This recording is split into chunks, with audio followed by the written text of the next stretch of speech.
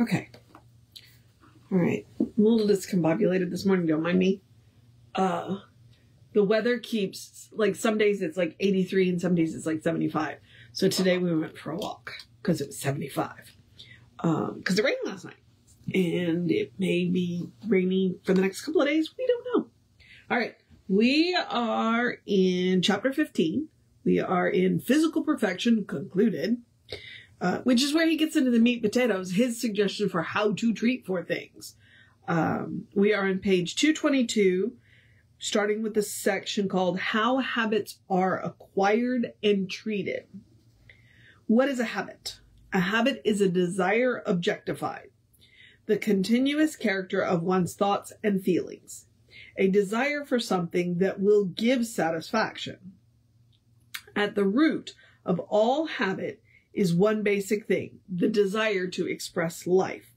There is an urge to express in all people, and this urge, operating through the channels of creative mind, looses energy into action and compels the individual to do something. Back of all of this desire is the impulse of spirit to express. In people, this impulse must express at the level of their consciousness. For each, for the joy of working, and each in their separate star shall paint the thing as they see it, for God of things as they are.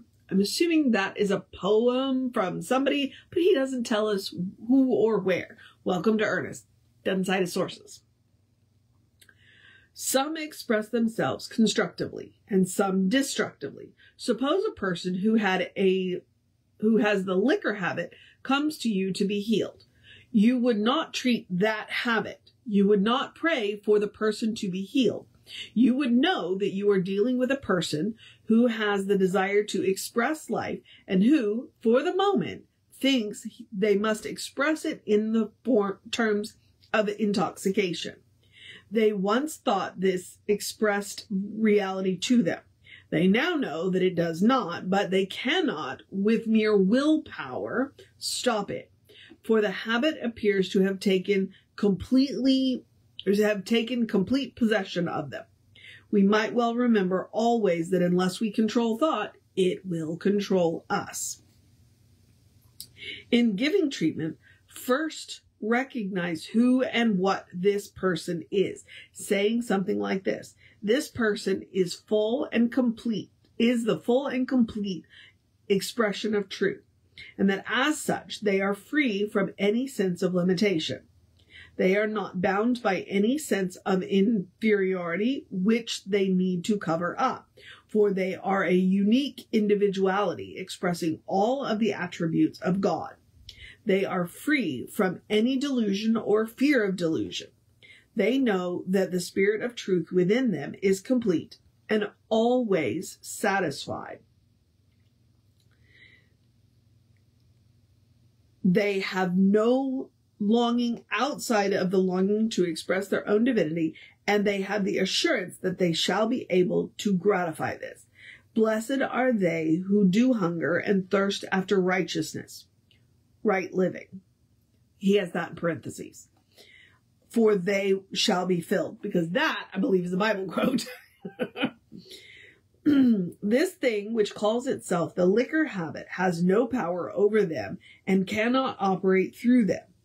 By the power of this word, which I am now speaking, this habit is completely destroyed and forever obliterated. Then mentally see them free and harmoniously expressing life and happiness. Okay, so he used a Bible quote in the middle of that realization. And then he ends by saying, and make sure that you see them expressing life and happiness. And that's one of the super important things when you're dealing with habits. We don't break habits per se. Science says we replace habits. And that's one of those things is, okay, so we want to see this person free and harmoniously expressing life and happiness. That they have a different way of expressing other than through the intoxication. So they are replacing the habit with something constructive instead of something destructive. All right. So the next one is treating pain. Use the thought of peace with the realization of a perfect presence. Many times, just the statement, right where pain seems to operate, the presence of God is, will instantly obliterate the pain. The perfect realization of this presence will always do so. Know that in this presence, there is no tension, no struggle, no fear. There is no sense of conflict. Know this until there comes to your consciousness a deep, calm sense of peace and ease, and until every thought or pain is eliminated. Healing takes place to the degree that we send down the right kind of thoughts into subjectivity. We mean by thinking consciously and with deep feeling, he's got knowing in parentheses here, we implant the right idea in mind, and mind reproduces this idea as effect in the body. We must realize that we are using a power compared to which the united intelligence of the human race is as nothing. The practitioner involves an idea in mind. It is the law which creates. As the practitioner treats their own mentality, which is simply a point in mind, they reach the mentality of their patient. The practitioner can erase the thought of pain from the patient's mentality when they have first neutralized the idea in their own thought. All right, I want to go back to what's the phrase he's using. Right where pain seems to operate, the presence of God is. Might be worth a try. Might be worth a try. All right, we are on to repeating treatments. A treatment is a specific thing. When you are treating to neutralize any particular form of disease, your word should be spoken in such a way as to neutralize a belief in the necessity of the condition. Okay, now that bears repeating, right?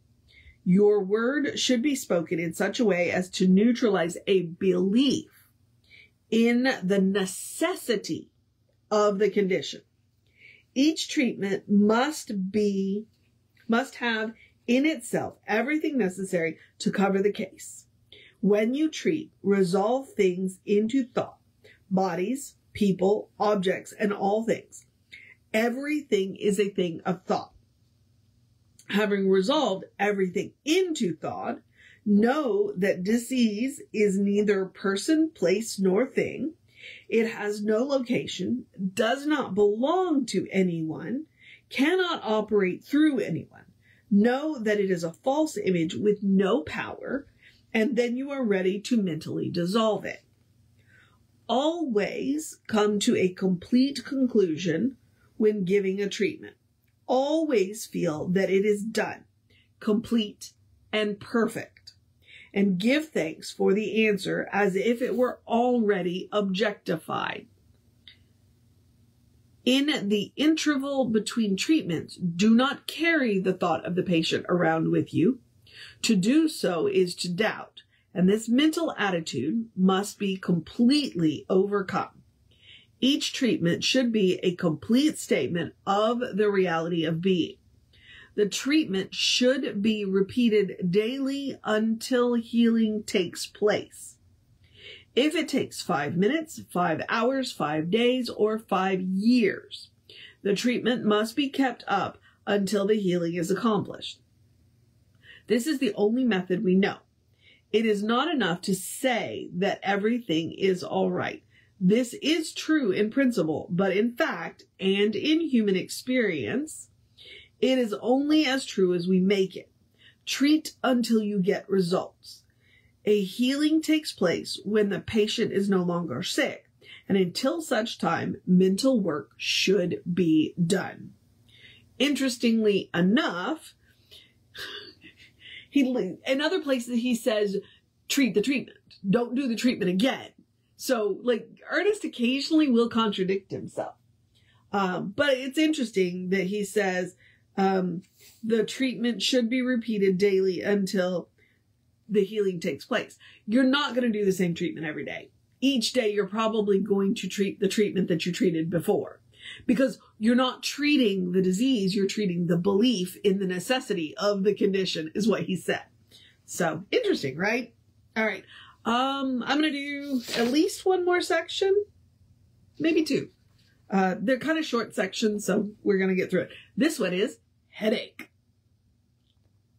Confused, worried, anxious, tense thoughts can produce a congestion in the head. Those who worry over trifles and think they are subject to the conditions which surround them often suffer from headaches. But a realization of the vitalizing power of spirit through the entire body quickly removes tension and brings a sense of relaxation to the body. Well, he's definitely talking about tension headaches. Okay, back to the reading, sorry. Back of nearly every discord or disorder, there is some subjective complex or mental knot that needs to be untied. Generally, some suppressed emotion, which perhaps is centered around the affections, the likes and dislikes, the loves and passions, and everything that goes with them. These knots must be untied, and it is the business of the practitioner to untie them.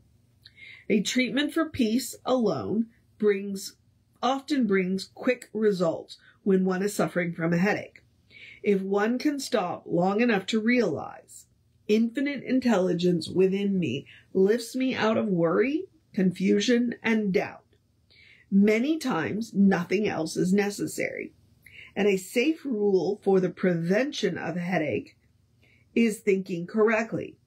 Thinking only whatsoever things are true, whatsoever things are honorable, whatsoever things are just, whatsoever things are pure, whatsoever things are lovely, whatsoever things are of good report. The following is a suggested treatment. Ooh, he's going to give us a treatment. All right, cool. But before I say that, I think my mom has a lot of headaches, and we were in the car not too long ago when she was here in Houston, and she's a champion worrier. And I was like, I'm gonna quote Einstein at you. Worry is a misuse of the imagination. When you start to worry, why don't you imagine things going right? And she kind of went, like she'd never thought of it before. And I'm like, woman, you're brilliant. She just kind of looked at me like I had sprouted a second head. It's like, yeah, no, that's how you do that. Okay. All right. So yeah, I'm going to do this treatment and then we'll stop. Okay. After this treatment. There is neither congestion nor confusion in spirit, and this person is spiritual. There is neither ache nor pain in the consciousness of God as it flows through people. All ideas are assimilated. Find perfect expression in joy through the life-giving source, which cannot be congested, retarded, or strained. Ideas are comprehended fully and completely. Their spiritual significance is assimilated, and there is no strain as they pass into self-expression. The flow of life force to the brain centers is always unretarded, sufficient, and sustained. Nice little treatment from Ernest Holmes. Okay, so we are going to pick up chapter 15 on 226, starting with why people become fatigued. And we will go from there. All right? I'm really, really, really enjoying this chapter. It's nice to, because Ernest is telling you what he actually thinks about these conditions. It's like, here's how you do this. And I know I've read it before, but it's just been a minute. And so it's really nice to get such a hands-on, hey, this is the way I would handle this. Would I use some of the words like retarded is kind of a word that we don't use anymore. Although, in the way he used it, it's exactly what it means. You're stopping forward progress. That's what retard means. So that's just, I'm enjoying from his perspective. It's really neat. I hope you're enjoying it with me. All right. Just the quick housekeeping. I'm going to remind you that we are Creative Life Spiritual Center, Creative Life Spark on the social medias, and I am the Running Rev Ryan on the social medias that I am on. And an easy way that you can support the center and me is to go and like and subscribe and follow and share and comment on the social media posts. We appreciate it. It bumps us in the algorithms, and we think we have good stuff to share. So that's just an easy way you can do it. If you would like more information about the center, there are two ways to do that. One, creativelife.org is the website. The website is in the process of being updated. So if the information's a little outdated, bear with us. We're working on it. We had this wonderful web guy for 20 years, and unfortunately he made his transition last year. He's no longer with us. And so we had to find somebody else to do it. And so they're in the process of doing that. The other thing is you can email info@creativelife.org. That is a constant contact email. You get one a week unless something unusual happens. And that will, the hot links are hot. If it says click here now, it'll take you right to the information you want or to the person that can help you get it. So, all right. There is that. Now, what else do I need to let you know? Oh, no, I don't. I get to encourage you to have a great day, a wondrous day, a fantastic day, a magical day, an enchanted day, a wonderful day, an awesome day, an amazing day. A go dance in the rain day, a stay out of the lightning day, a prepare for the rain day, a get some stuff done day. You got this day, a silly day, a serious day, a call a friend day. What kind of day do you need to have? Any kind of day. A good day, and if that is too much pressure, simply have a day. You are enough just as you are. You are a beloved expression of the divine. You are a brilliant light, a divine spark. You are spirit in motion. You are God in action. Or, as Reverend Jesse likes to call us, you are a godling. All right. Explore the truth of your being. Get to know who the divine knows you to be. All right, beloveds. I don't know what I was about to say, so I'm just going to remind you. Reverend David will be on around 5 p.m. with you. I'll be back with you around 9 a.m. tomorrow. Take care of yourself. Know that you are loved, and I will see you next time.